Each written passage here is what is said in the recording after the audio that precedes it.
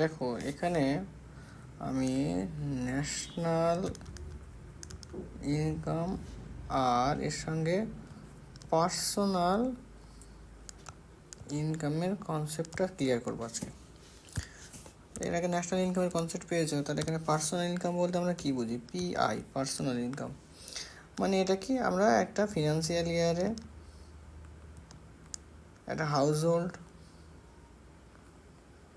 যতটা ইনকাম করে সেটাকে বলা হয় পার্সোনাল ইনকাম। তাহলে পার্সোনাল ইনকাম এটা বুঝতে হবে যে এটা আর্নড প্লাস আনআর্নড ইনকামকে একসঙ্গে কম্বাইন করে পার্সোনাল ইনকাম। আনআর্নড ইনকাম মানে কি, ডিরেক্ট বেনিফিট ট্রান্সফার বা গভর্নমেন্ট ট্রান্সফার যেগুলো আমরা পাই। চলো পরের বিষয়গুলো বলে দিই।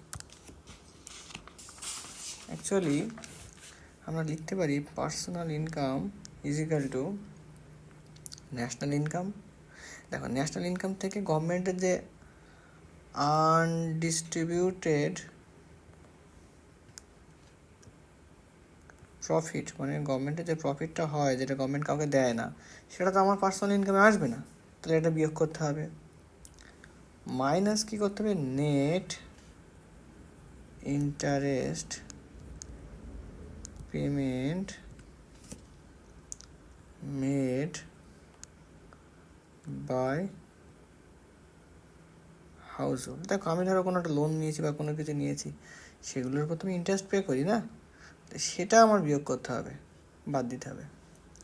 প্লাস আমি কিছু কর্পোরেট ট্যাক্স দিই, প্রত্যেক ব্যক্তি ইনকাম করে যারা তারা কিছু না কিছু ট্যাক্স পে করে, সেটা বাদ দেবো। কিন্তু এইবার যেটা বলছি যে প্লাস করবো কোনটা, ট্রান্সফার অফ পেমেন্টস। কোন পেমেন্টগুলো ট্রান্সফার পেমেন্ট অ্যাড করবো না, যেগুলো মানে গভর্নমেন্ট আমাদেরকে দিচ্ছে এই হাউস হোল্ডকে, গভর্নমেন্ট যে পেমেন্টগুলো দেয়, যেরকম আমরা কিছু ভাতা পাই, বাংলা ভাতা, যে ভাতাগুলো পাচ্ছে সেটাগুলো আমরা পার্সোনাল ইনকামে যোগ হবে। ঠিক আছে তো?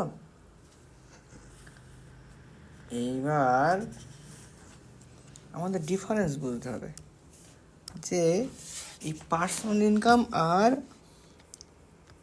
ন্যাশনাল ইনকামের মধ্যে আমাদের পার্থক্য কী। ভালো করে দেখো,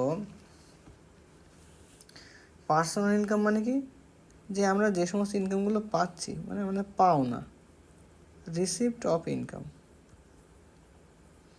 আর ন্যাশনাল ইনকাম মানে কিন্তু শুধু আমরা এই সমস্ত পাচ্ছি না, আমরা ইনকামটা যে জেনারেশন হচ্ছে, মানে উৎপন্ন হচ্ছে বা আমরা তৈরি করছি, জেনারেশন অফ ইনকাম। ব্যাপারটা খুব সূক্ষ্ম বিষয়, কিন্তু মনে রাখতে হবে রিয়েল এই পার্সোনাল ইনকাম আর ন্যাশনাল ইনকামের ডিফারেন্সটা। দেখো এবার পার্সোনাল ইনকামের ক্ষেত্রে না আমরা দুটো ইনকাম পাই, কি, ফ্যাক্টর ইনকাম মানে আমি নিজে যে ইনকাম করছি, প্লাস ট্রান্সফার রিসিপ্ট মানে আমি গভর্নমেন্টের কাছ থেকে যে সমস্ত ভাতা ফাতা পাচ্ছি। কিন্তু এইখানে কিন্তু শুধুমাত্র ফ্যাক্টর ইনকামটাই আমরা কাউন্ট করি, এইখানে কিন্তু কখনোই কাউন্ট হয় না কোনটা, এই জিনিসটা কাউন্ট হয় না যে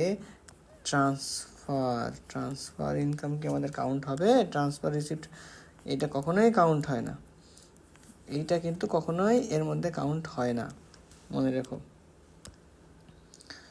এবার দেখো এই যে আমাদের যে ন্যাশনাল ডেপ্ট, মানে আমাদের গভর্নমেন্টের কাছে আমরা যে ন্যাশনাল ডেপ্টগুলো আছে, আমাদের গভর্নমেন্ট বিভিন্ন জায়গা থেকে যে ন্যাশনাল ডেপ্টগুলো নিয়ে রেখেছে, তার উপর যে ইন্টারেস্ট পেমেন্ট করতে হয়, ইন্টারেস্টগুলো হয়, সেটা আমরা পার্সোনাল ইনকামে ইনক্লুড করতে পারি। ঠিক আছে তো? কিন্তু ন্যাশনাল ডেপ্টের ওপরে যে ইন্টারেস্ট হয় সেটা কিন্তু এখানে ইনক্লুড হয় না। ঠিক আছে তো? আচ্ছা এইবার কি বলি, একটু আগেই বললাম যে এই যে আনডিস্ট্রিবিউটেড প্রফিট এখানে অ্যাড হবে না, কিন্তু এইখানে আনডিস্ট্রিবিউটেড প্রফিট এটা এখানে অবশ্যই অ্যাড হবে। ঠিক আছে তো? এবার দেখো পরের ক্ষেত্রে এবার বলি যে পার্সোনাল ডিসপোজেবল ইনকাম, মানে আমার পার্সোনাল ডিসপোজেবল ইনকাম মানে কি, এই যে আমার সমস্ত কিছু খরচ খরচা করার পরে না আমরা যে টাকাটা থাকে আর কিচ্ছু না।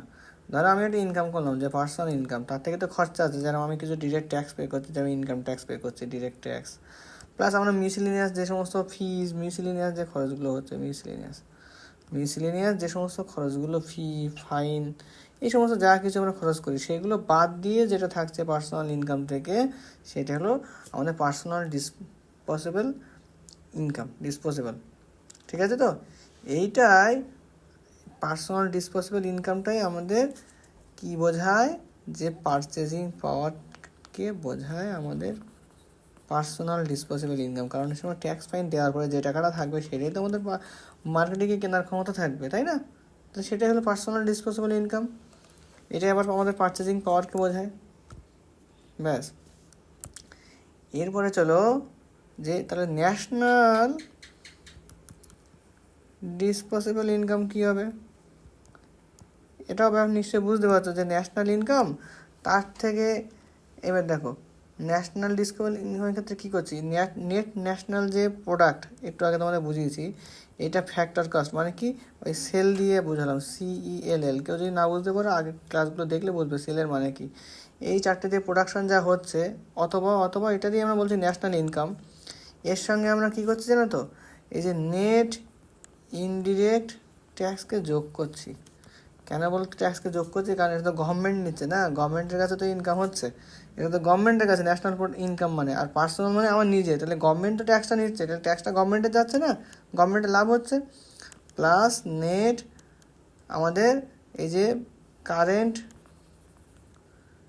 Transfer from rest of the world, মানে রেস্ট অফ দ্য ওয়ার্ল্ড মানে কি, ওই যে বাইরে থেকে যে আমাদের ফ্যাক্টরি ইনকামটা আসছে, ঢুকছে, সেইটাই বলা হচ্ছে যে net transfer of rest of the world. কিন্তু ট্রান্সফার ইনকাম না বলে যে ডিবিটি মানে ট্রান্সফার ইনকাম বলতে আমাদের গভর্নমেন্টের ভাতা এসবগুলো না, বিদেশ থেকে যে ইনকামটা আসছে সেটাকে আমরা বলছি নেট ডোমেস্টিক